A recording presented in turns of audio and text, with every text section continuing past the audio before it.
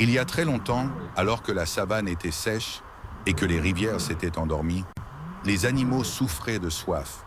Le soleil tapait fort, les feuilles craquaient sous les pas, et même les acacias semblaient pleurer leur sève. Le roi lion convoqua tous les animaux. Amis de la savane, nous devons trouver de l'eau ou nous périrons. Que celui qui trouve une source me la montre, et il sera récompensé. Les animaux partirent dans toutes les directions, reniflant, creusant, scrutant les horizons. Le premier à revenir fut l'éléphant, fier et imposant. « J'ai trouvé une flaque », annonça-t-il.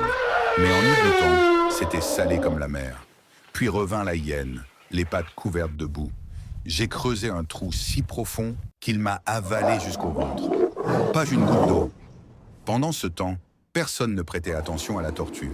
Petite, lente, silencieuse, elle écoutait les murmures du vent et observait les oiseaux. Elle savait que quand les palombes tournent autour d'un rocher, c'est qu'ils cachent quelque chose. Après 3 jours et 3 nuits, la tortue revint discrètement auprès du lion. Elle ne dit rien. Elle se contenta de faire un signe de la tête et marcha. Le lion, intrigué, la suivit. Ils traversèrent sa savane, un bosquet, puis s'arrêtèrent devant une simple pierre plate. La tortue donna un coup avec sa carapace. L'eau se mit à jaillir doucement d'une fissure. Le lion s'abreuva. Il n'avait jamais goûté une eau aussi fraîche, aussi pure.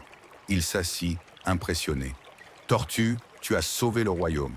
Demande ce que tu veux, et ce sera tien. » La tortue répondit sans lever la tête. « Je ne veux rien, Majesté, mais je vous demande ceci, que l'on écoute les petits autant que les puissants, car même un cœur lent peut trouver des chemins que les pattes rapides ignorent. » Le lion touché proclama ce jour-là. « Dans mon royaume, la sagesse ne se mesure ni à la taille, ni à la vitesse, mais à l'écoute du monde.